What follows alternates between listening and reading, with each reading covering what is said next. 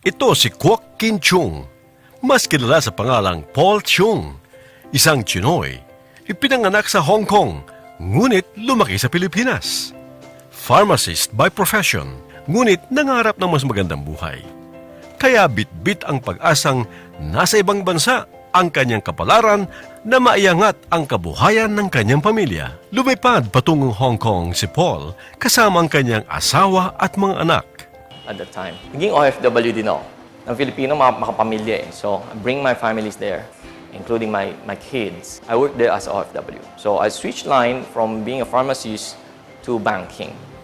Nagkaroon man ng trabaho sa ibang bansa, ay hindi pa rin naging sapat ang kanyang kita para tustusan ang pangangailangan ng kanyang pamilya. Hong Kong is one of the costliest cities in the world na pinakamahal ang cost of living. Kayod kalabaw, ika nga, ang ginawa ni Paul sa Hong Kong. Maayos nga ang kita, pero nasasakripisyo naman ang oras sa kanyang pamilya. Sabi ko, God, please give me one more chance. I really want to have more time with my kids. I don't want to work for the rest of my life just for money. I want to work and then I have enough time for my family. Tila sinagot naman ang kanyang dasal na nagpabago sa takbo ng kanyang buhay. And then it came an opportunity. Uno came. One of my friends offered me this opportunity. And I studied it. So, nung introduce niya yung Uno is, first of all, binigyan niya ako ng sample that I tried. When I tried, I researched and what is the effect to the body. Naging pharmacist kasi ako. So, nalaman ko paano mandar ang mga products. Uno has it all na nakita ko talaga. So, hindi ako nagdalawang isip. Sumali ako. Para sa akin is good timing because I really prayed for an opportunity. Tila nakajackpot si Paul sa Uno o Unlimited Network of Opportunities. And within 2 years, believe it or not, I'm the owner and franchise of Hong Kong and Macau. And that was an achievement. And hindi pa yun.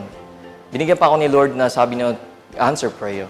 I'm the owner of my own business. So the good thing is, I'm not only financially stable right now, I can be there with my kids anytime they need me. I can travel with them right now. We have the luxury of kumain sa labas. We have the luxury of planning to go anywhere we wanted. Dati kasi guni-guni hindi namin may plano. No, right now, gastos is not an issue anymore. Ang issue ngayon is saan maganda punta. So ang sarap ng feeling kasi naibibigay mo yung karapat-dapat para sa mga anak mo.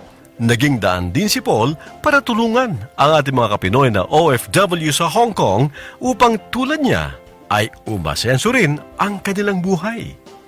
Buti na lang dumating si Uno. It was a dream come true. Na dito sa mga OFW na kapwa akong kasama sa Hong Kong and Macau, na dito namin nakita dreams really come true pala. Narito ang mensahe ni Paul sa mga kapwa OFW na nais ding umasenso. Meron kang heart to success. Yun lang ang kailangan mo. May pangarap ka sa buhay mo. Prioritize that family comes first.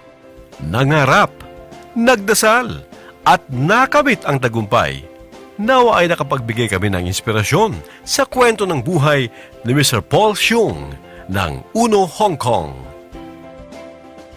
Sense of Pinoy.